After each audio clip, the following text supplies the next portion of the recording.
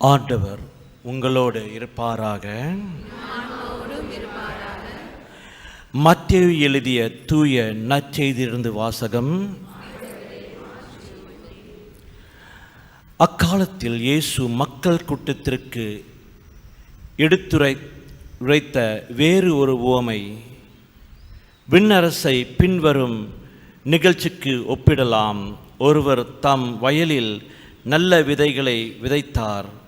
அவருடைய ஆள்கள் தூங்கும் போது அவருடைய பகைவன் வந்து கோதுமைகளுக்கு இடையே களைகளை விதைத்து விட்டு போய்விட்டான். பயிர் வளர்ந்து கதிர்விட்ட போது களைகளும் காணப்பட்டன. நிலக்கிழருடைய பணியாளர்கள் அவரிடம் வந்து, ஐயா, நீர் உமது வயலில் நல்ல விதைகளை அல்லவா விதைத்தீர், அதில் களைகள் காணப்படுவது எப்படி என்று கேட்டார்கள். அதற்கு அவர், இது பகைவனுடைய வேலை என்றார். உடனே பணியாளர்கள் அவரிடம், நாங்கள் போய் அவற்றை பறித்து கொண்டு வரலாமா, உம் விருப்பம் என்ன என்று கேட்டார்கள். அவர், வேண்டாம், களைகளை பறிக்கும் போது அவற்றோடு சேர்த்து கோதுமையையும் நீங்கள் பிடுங்கி விடக்கூடும். அறுவடை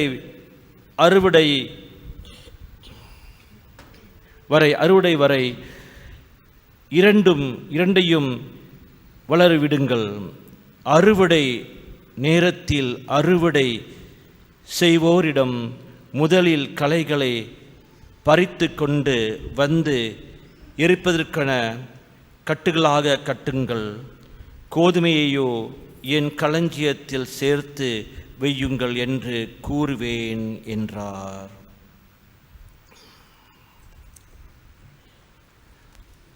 ஆண்டவரின் அருள்வாக்கு.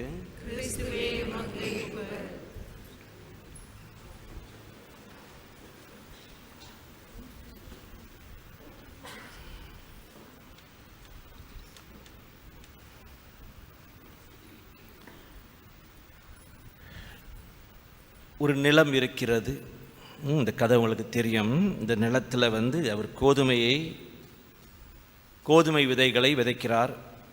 அதே சமயத்தில் ஒரு இரவு தன்னுடைய ஆட்கள்லாம் தூங்கிட்டு இருக்கும் பொழுது அந்த கோதுமை விதைகள் இடையிலேயே என்னத்தை வேற ஒருத்தர் போட்டார். ஒரு கெட்டவன், ஒரு கள்வன் என்னத்தை விதைத்தான்? களைகளை விதைத்தான். அந்த இடம், அந்த நிலம் எங்கே இருக்கிறது? இந்த கதையில் எங்கேயோ இருக்கிறது. நம்ம வாழ்க்கையில் எங்கே இருக்கிறது? நம்மளுடைய மனதில் இருக்கிறது. அந்த களைகளும் இங்கே இருக்கிறது. நல்லதும் இருக்கிறது, கெட்டதும் இருக்கிறது. இங்கே யாராவது கை தூக்க முடியுமா? என்று நல்லது மட்டும்தான் இருக்கிறது, கெட்டது ஒன்றுமே இல்லை என்று சொல்ல முடியுமா? முடியாது. நம்ம எல்லார்ட்டையும் நல்லதும் கெட்டதும் இருக்குது. அன்பும் இருக்கிறது. பாருங்களேன், மனிதனை அதே அன்பில் வெறுப்பும் இருக்கிறது. ரசிக்கும் தன்மையும் இருக்குது, பொறாமையும் இருக்கிறது, கோபமும் இருக்கிறது, அதிலே அமைதியும் இருக்கிறது, பெருமையும் இருக்குது, அதில் தாழ்ச்சியும் கொஞ்சம் இருக்கிறது. இரண்டும் இந்த மனதில் இருக்கிறது. அப்போ இதில் கோதுமை விதைகளும் இருக்கிறது, களைகளும் இருக்கிறது. நம்ம மனசில் யாராவது இங்கே சொல்ல முடியுமா, எனக்கு பிறந்ததுலேருந்து இது வரைக்கும் கோபமே படுறதில்லை? கோபமும் இருக்கிறது, அதுலேயே அமைதியும் இருக்குது. சில சமயத்தில் இரண்டும் இருக்கிறது. அப்போ அந்த கள்வன், அந்த பிசாசு, சைத்தானும் இங்கே வேலை செய்யுது, பரிசுத்த ஆவியும் இங்கே வேலை செய்யுது. இந்த கேள்வி என்னவென்றால், எது அதிகமாக வேலை செய்யுது? எது அதிகமாக வேலை செய்யுது? சில பேர்கிட்ட அதிகமாக சாத்தான் வேலை செய்யும், சில பேர்கிட்ட அதிகமாக பரிசுத்த ஆவி வேலை செய்யும், சில பேர்கிட்ட ஒன்றுமே வேலை செய்யாது. அது எப்படி தெரியுமா, மரமண்ட மாதிரி அப்படியே இருக்கும். எது சொன்னாலும் எது நடந்தாலும் நடந்துட்டு போட்டோம், நான் என் வாழ்க்கையை நடந்துக்கிறேன், அப்படியே அமைதியாக இருக்கும். சந்தோஷமாக இருக்காது, கவலையும் இருக்கு, அப்படியே மண் போல் ஆயிரும். அது மனுஷன் இல்லை, மிருகம் கூட அது வந்து உணர்ச்சி இருக்குது. மனுஷன் சில பேர் அப்படியே இருக்காமல் இருக்கலாம், ஆனால் அது வந்து அரிது நம்ம மக்கள் இடையிலே அரிது. இப்போது இது ரெண்டும் இருக்கிறனால அவர் என்ன சொல்கிறார் நம்மள்கிட்ட, அந்த இடையிலேயே தன்னுடைய ஆட்கள், அந்த நிலத்தின் ஓனர் அவரோட ஆட்களில் சில பேர் வந்து சொல்கிறாங்க, ஐயா நம்ம நிலத்தில் என்ன திறமை நடக்குது, சில பேர் வந்து போய் களைகளை அவங்க வந்து அங்கே போட்டு போயிட்டாங்கன்னு. அவங்க ஆய்வாளர்கள் அங்கே வந்து பார்க்குறாங்க, இந்த கோதுமை இலையிலேயே சில கிளைகள் இருக்குது, எப்படி வந்துச்சு, இது எப்படி வந்துச்சுன்னு. இது யார் தெரியுமா, த இன்ஸ்பெக்டர்ஸ். யார் அந்த இன்ஸ்பெக்டர்ஸ்? நம்ம தான் அந்த இன்ஸ்பெக்டர்ஸ். எப்படி மற்றவன் என்ன செய்கிறான், அது என்ன செய்யுது, அவங்களுடைய தவறுகளை சுட்டி காட்டுறது, எல்லாருடைய தவறையும் நம்ம பார்க்கறது. அவன் சரியில்லை, இவ சரியில்லை, அது சரியில்லை, இது சரியில்லை, குருவானவர் சரியில்லை. அதில் பாதி பேர் குருவானவரை பற்றியே சொல்லிக்கிட்டு இருப்பாங்க. இதெல்லாம் உண்மைங்க. அதே சமயத்தில் அரசியல்வாதி இருக்காங்களா, அரசியல்வாதியை பற்றியே சில பேர் குறை சொல்லிக்கிட்டே இருப்போம். அந்த அரசியல்வாதி சரியில்லை, அவன் சரியில்லை, இவன் சரியில்லை, நாடு சரியில்லை, ஊர் சரியில்லை, என் வீடு மட்டும் சரியாக இருக்குது, உன் வீடும் சரியில்லை. சில பேருக்கு நான் மட்டும்தான் சரி. இவங்க தான் the inspectors who inspect the mistakes of others, the failures of others, the faults of others. யார் உங்கள்கிட்ட வந்து சொல்கிறாங்களே குறைய, மற்றவங்களை பற்றி குறை சொல்கிறாங்களே, நீ கேட்குறது ஆமாவா, கேட்டால் பரவாயில்ல, ஆமாம் சரிதான் நீ சொல்கிறது என்று சொல்கிறீங்களே, அது பெரிய இன்ஸ்பெக்டர். கேட்குறவன் அதோட பெரிய இன்ஸ்பெக்டர். கேட்டு அதை ஃபாலோ பண்ணுறவங்கள அதிகாரிக்கு மேலே அதிகாரி. இந்த மாதிரி இருக்கிறீங்களா இல்லையா, நீங்களே கேளுங்க. நிறையா பேர் இருக்கிறீங்க, நிறையா பேர் இருக்கிறோம்.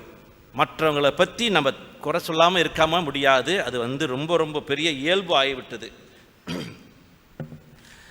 மற்றவங்களுடைய குறையை நம்மளுக்கு தெரிஞ்சு வச்சிருக்கிறோம், மற்றவங்களுடைய தவறுகளை புரிஞ்சு வச்சிருக்கின்றோம், மற்றவர்களுடைய குறைகளை நாம் அறிந்து வச்சிருக்கின்றோம். ஆனால் என்னோட குறையை, என்னுடைய குறைபாடுகளை, என்னுடைய தவறுகளை, என்னுடைய பாவங்களை நான் தெரிஞ்சு வச்சிருக்கிறேனா? As long as I continue finding the faults of others, I will miss loving others. நான் தொடர்ந்து மற்றவர்களுடைய குறையை தேட தேட தேட பார்க்க நான் அன்பு செய்ய மறந்து விடுவேன். என்ன செய்யறது, நான் பாவத்தை தானே பார்த்துக்கிட்டு இருக்கிறேன், அப்போ அன்பு செய்ய மறந்து விடுவேன். அந்த நபரை அன்பு செய்ய முடியாது. As long as I continue finding fault with others, I will miss loving others.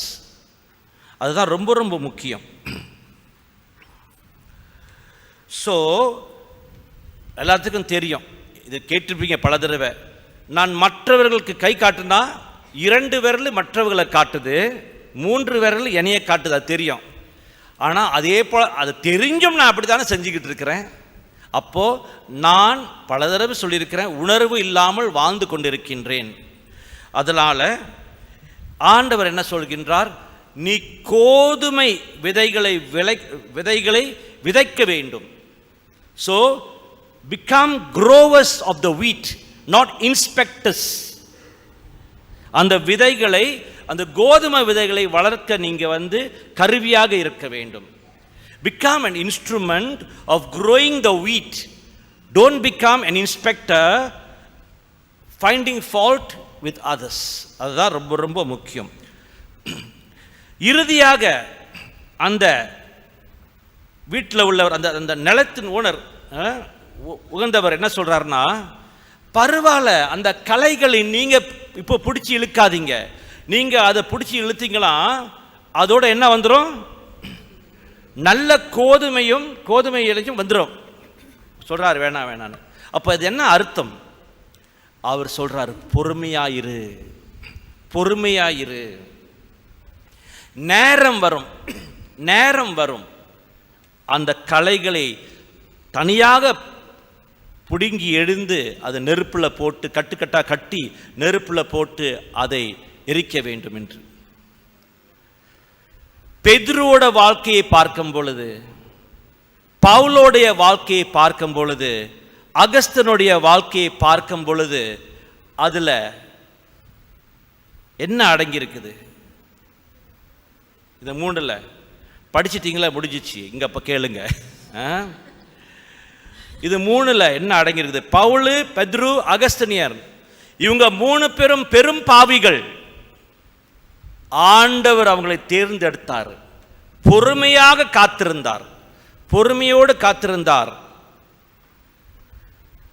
அவர்கள் மனமாற்றம் அடைந்தார்கள். அவருக்கு வாய்ப்பு கொடுத்தார். அன்பார்ந்தவர்களே, ஆண்டவர் நமக்கும் வாய்ப்பு கொடுத்து கொண்டிருக்கின்றார். Can we change the screen please? ஆண்டவர் நமக்கும் வாய்ப்பு கொடுத்தார், வாய்ப்பு கொடுத்து கொண்டிருக்கின்றார். தொடர்ந்து தப்பு செய்து கொண்டிருந்தோம் என்றால் வளர்ச்சி ஒன்றுமே இருக்காது. நாமும் அந்த கட்டு போல கட்டி நெருப்புல போட்டுருவார். You are useless, good for nothing ன்னு சொல்லிடுவார். So if you want to grow, don't be inspectors finding fault. நிறைய பேர் இதுவரைக்கும் இன்றைக்கு வரைக்கும் குறை சொல்லிக்கிட்டே இருக்கிறோம். எவ்வளவு சொல்ல போகின்றோம்? குறை சொல்றதுனால நீங்க மாறிட்டீங்களா? நீங்க வளர்ச்சி அடைஞ்சிட்டீங்களா? நீங்க பிரகாசிக்கிறீங்களா? நீங்க ஞானம் பெற்று விட்டீர்களா? நீங்க விண்மின் போல ஒளிக்கிறீர்களா? அங்கேயே தான் இருக்கிற நீ. The more we grow in the Lord, the more you allow Jesus to capture your heart, you will shine, you will glorify him. அது ரொம்ப ரொம்ப முக்கியம். அவர் நீ முயற்சி செய்யும் பொழுது அவர் உன்னை ஆட்கொள்வார், உனக்கு கை கொடுப்பார், உனக்கு உதவி செய்வார், உங்களை மாற்றுவார். நீங்கள் இந்த குறைகளிலே வாழ்ந்து கொண்டு இருந்தீர்களா, ஒன்றுமே நடக்காது. சில பேர் பாருங்க, என்னாலா இவ்வளவு ஜெபிக்கிறேன். சில பேர் ஜெபிக்கிறாங்க, மாற்றம் இல்லை. சில பேர் பைபிள் படிக்கிறாங்க, மாற்றம் இல்லை. சில பேர் நவீனா போறாங்க, கோயிலுக்கு மாறி கோயிலுக்கு போறாங்க, மாற்றம் இல்லை. ஏன்? ஏனென்றால் இங்க களைகள் நிறைய இருக்கிறது. களைகளை பிடித்து இழுத்தும் பொழுது அவர் உதவி செய்வார். அன்பார்ந்தவர்களே, இதுக்காக நம்ம முயற்சி செய்வோம். அந்த ஸ்லைட்டை போடுங்கய்யா. திருப்பாடல்கள் 86ஆம் அதிகாரம் 12ஆம் வசனத்தை நம் எல்லாரும் சத்தமாக படிப்போம். என் தலைவரே,